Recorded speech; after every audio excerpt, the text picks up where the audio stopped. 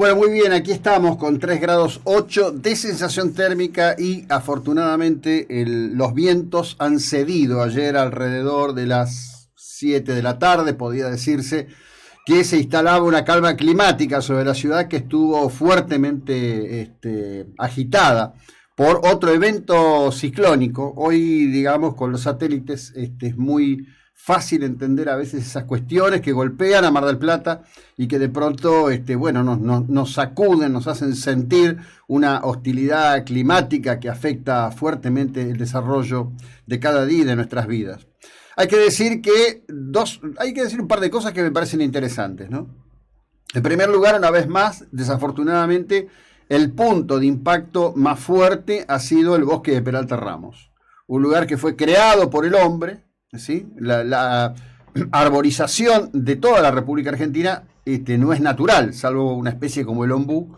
El resto de las especies fueron traídas por los inmigrantes, traídas en distintas etapas de la vida de la Argentina.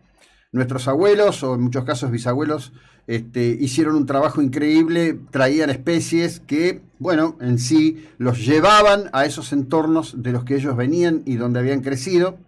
Y por supuesto, en la cuenta del negativo de Domingo Faustino Sarmiento, hay que decir que él es el que introdujo el eucalipto en la República Argentina.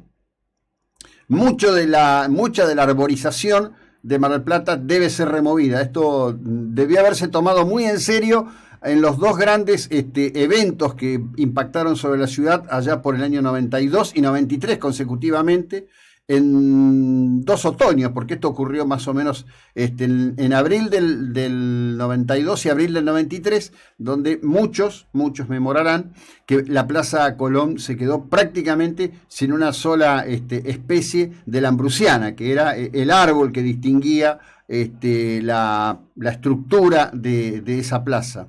Y las lambrucianas que hicieron un desastre por toda la zona norte de los barrios de Mar del Plata, Constitución, Caizamar. Hoy el foco o el punto de impacto está en el bosque de Peralta Ramos, ha ocurrido en algún otro lugar.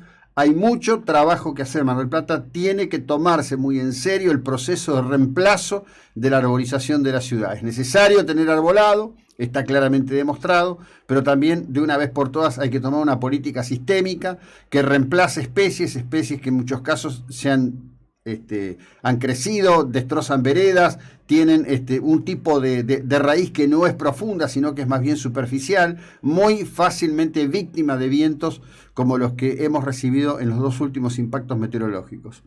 Por otro lado, hay que decir que, salvo algunos barrios donde la caída de árboles terminó impactando en la red eléctrica, en verdad, chapó por el estado de la red eléctrica en Mar del Plata, que ha resistido estos 2 eventos verdaderamente pero muy bien. Una cuestión que me parece que tenemos que tener presente verdaderamente como estructura de ciudad y servicio de diseño. Dicho esto al respecto, hoy la verdad que es un día para celebrar en este sentido. Primero, hay una baja sostenida de los casos COVID en Mar del Plata, tanto de los casos como de las internaciones. Y ayer fue el primer día sin fallecidos en Mar del Plata. En verdad, una grata sorpresa en el marco de una evolución que es, yo diría, fácilmente advertible cuando uno chequea, por ejemplo, con los laboratorios, qué es lo que está pasando con los testeos y demás, y todos informan de una red sostenida a la baja. En buena hora estamos en el peor momento climático, y sin embargo esta noticia es importante. Por otro lado, hay que señalar que llegaron 3,5 millones de dosis donadas por el gobierno de los Estados Unidos. Es decir, el gobierno del capitalismo, el gobierno del presidente Joe Biden, ha donado a la República Argentina 3,5 millones de dosis de la vacuna Moderna, basada en la tecnología de ARN mensajero. Esas vacunas deberían ser usadas prioritariamente para dar respuesta a estos niños por los cuales sus padres vienen reclamando, niños con disfuncionalidades, discapacidades, que están viviendo, además de lo que implica su propia condición y su propio padecimiento, una no vida, completamente encerrados, completamente aislados en este contexto pandémico. El gobierno sigue amarrando y sigue amarrando mal en su odio a la clase media, porque esto es odio a la clase media, Hay 14.000 argentinos varados, historias literalmente desesperantes, muchas de las cuales no requieren demasiada cita por parte nuestra aquí porque son ampliamente conocidas y ampliamente divulgadas a través en particular de la televisión. Argentinos que están pasando situaciones ciertamente desesperantes de manera innecesaria. Es una vergüenza que el gobierno diga que no puede procesar más de 600 casos por día. Hoy hay un artículo bastante, yo diría ilustrativo, demuestra que el cuello de botella se produce en el Malbrán. El Malbrán no tiene capacidad para procesar la cantidad de muestras por día que llegan en una jornada de flujo normal de llegada de viajeros. Todo va acompañando. Esto recordemos que al principio de la situación pandémica el gobierno compró un equipamiento con una capacidad de procesamiento de 100.000 muestras por día, pero le falta comprar 2 brazos robóticos. Es inentendible, y por lo tanto el equipo nunca se pudo poner en marcha, porque si tuviera el equipo de procesamiento de 100.000 muestras por día, seguramente parte de toda esta cadena que terminó generando un embudo en Ezeiza, basado en una supuesta situación de control epidemiológico que no lo es, demuestra una vez más el fracaso de toda esta estructura. En un ratito vamos a compartir un testimonio de un argentino que se va y las cosas que cuenta en Ezeiza. También un testimonio de alguien que ayer recibió la vacuna en Capital Federal. Porque acá viene otro tema. Por supuesto que coincido totalmente con los dichos de Darío Lo Pérfido en una entrevista para la revista Seúl, fuertemente reproducidos en estas horas, donde Lo Pérfido habla de la condición de acompañamiento en la búsqueda de la impunidad del kirchnerismo por parte de Rodríguez Larreta, y habla claramente de la situación de María Eugenia Vidal en su relación también con el peronismo, donde dice, si no hubiera existido Macri, probablemente estos dos hubieran sido parte de alguna de las líneas internas del peronismo o hubieran estado alineados directamente con los Kirchner.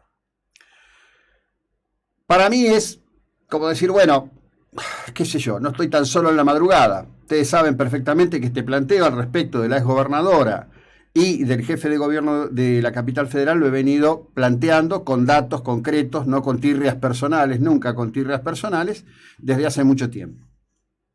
Todo va apareciendo y todo se va instalando de una vez por todas a la luz del día. En ese sentido creo que es un proceso muy probo. Yo veo gente muy angustiada, inclusive hay algunas expresiones, Miguel Ángel Pichetto ayer dice, acá deberíamos estar todos unidos, todos juntos, no en esta discusión, la discusión esta es necesaria.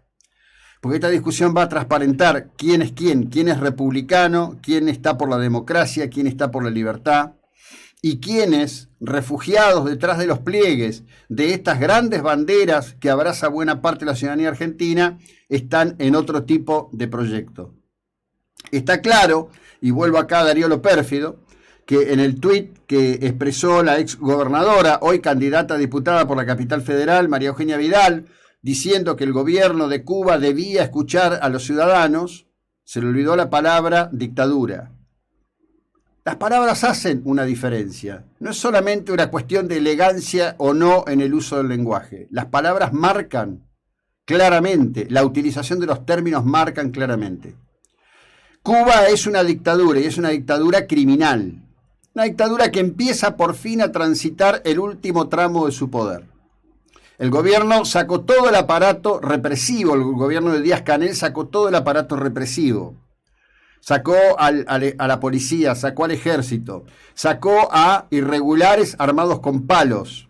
Sin embargo, cuando Díaz-Canel intentó hacer una mise en escena y aparecer como fuertemente custodiado por el pueblo, lo único que recibió fueron insultos. Lo putearon de arriba abajo, a lo largo de las calles de La Habana, en un hecho que es todavía más inédito que todo lo precedente. En un artículo interesantísimo que se publica hoy en un medio español, dicen, bueno, Díaz-Canel no es Fidel. Y claro, el gran fabulador, el gran titiritero, ya no está. Están los que todavía comparten, digamos, una suerte de romanticismo, yo diría absurdo. Porque hay que hacer un esfuerzo enorme para romantizar la revolución cubana que devino rápidamente en una dictadura sangrienta, opresora y confiscadora de la calidad de la vida de las personas y de los bienes de las personas. Esto está muy vinculado. Cuba ha tenido una enorme influencia.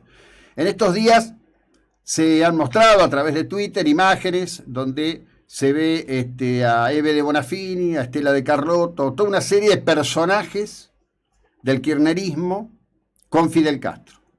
Yo quisiera recordar, perdónenme, muchos queridos amigos, contemporáneos míos, románticos en el recuerdo de Raúl Ricardo Alfonsín, pero Alfonsín también tiene sus fotos con Fidel Castro.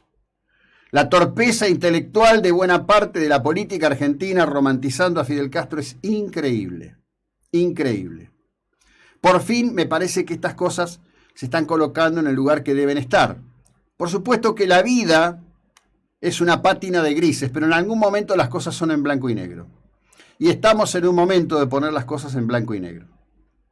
El gobierno, en una situación muy desesperada, tiene encuestas. Hoy el gobierno está 7-3. Es decir, ¿qué quiere decir esto? Que de cada 10 potenciales votantes, 7 no van a votar las listas del Frente de Todos. Esto lo saben. Ayer hablando con amigos, que inclusive uno de ellos con fuertes vinculaciones en la estructura operativa burocrática en la capital federal, me aseguraba que esta semana se va de su cargo el titular de Acción Social, Daniel Arroyo, ya, digamos, destrozado, tupacamarizado por las tribus internas de piqueteros que manejan el Ministerio de Desarrollo Social. El gobierno pretende lanzar un paquete masivo en estos días.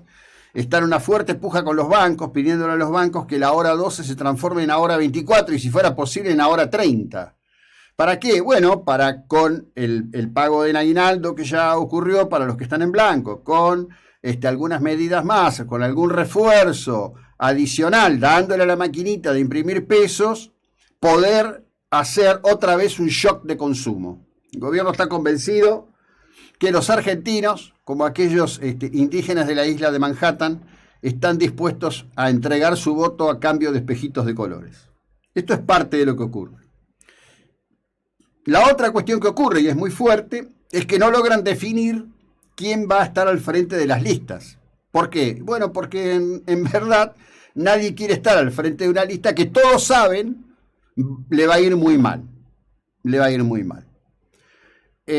Asistimos, era la voluntad de cada uno, porque no fue una cadena nacional, hay que decir que es una transmisión que la tomaron prácticamente todos los medios, al alegato soliloquio enardecido de Cristina Elizabeth Fernández frente a un tribunal que la escuchó decir cualquier barbaridad absolutamente impávido, en un tema crucial, que es la cuestión que tiene que ver con la conexión con Irán, con el intento de generar un esquema de impunidad para los iraníes en un proceso totalmente teñido de oscuridades y en donde, por ejemplo, hay algunos analistas, me atrevería a decir en este caso estudiosos, como es el caso del querido amigo Christian Sanz, que sostienen que en realidad esto va para otro lado, insisten con la pista siria en el caso del atentado contra la AMIA. Es un tema de debate, es un tema de discusión. Lo que está claro es que Irán es un gobierno terrorista, que financia organizaciones terroristas, que tiene propósitos criminales en la construcción de poder y que el atentado criminal que se perpetró en la AMIA, pero que es contra la República Argentina, está impune, está claramente impune. Ayer se cumplió un nuevo aniversario, hubo una suerte de recordatorio en un acto virtual, dada la época, y así estamos en una situación que se va devorando a los gobiernos y no tiene luz y no tiene definiciones. Por su parte, el gobierno de Israel, en el día de ayer, le pidió, ya en tono de exigencia al gobierno argentino, que ponga a los responsables que surgen de la causa a derecho. Argentina no puede hacer eso. Argentina no tiene una visión, una vocación, como por caso fue en su momento, cuando un comando de Israel vino a la Argentina, lo secuestró a Eichmann y se lo llevó a la Argentina para ponerlo frente a un juicio en Tel Aviv. Argentina no tiene esa capacidad, no tiene esa vocación, no lo haría nunca. Es todo un interrogante cómo hacer y cómo resolver esto para que alguna vez tenga una respuesta. Y así como nadie recuerda el atentado contra la Embajada de Israel, cosa que siempre me ha parecido muy curiosa, quizás en algún tiempo más, cada vez menos, en la medida que los deudos vayan falleciendo y el tiempo vaya opacando las cosas, esto pasa a ser un no recuerdo. Tristísimo, pero así es. Debo decir que me alegró mucho, pero no porque el contenido de lo que voy a citar sea de alegrarse, pero sí en el sentido de la explicitación, un informe que se hizo ayer en TN sobre la situación de las ocupaciones de tierras en Patagonia, Argentina, con el concurso aupado y protector de las autoridades nacionales, de parques nacionales y de otros estamentos públicos de la República Argentina. Un tema que es literalmente traición a la patria. Después vamos a estar hablando y desarrollando esta cuestión en detalle. Estamos en la 99.9. Recordemos esto. Ayer fue el primer día sin fallecidos COVID en la ciudad de Mar del Plata. Y hoy llegan 8.500 dosis de la segunda dosis de la Sputnik V en un país que ha recibido por donación de la Unión Americana 3,5 millones de dosis de la vacuna Moderna desarrollada con el sistema ARN mensajero. Ya continuamos.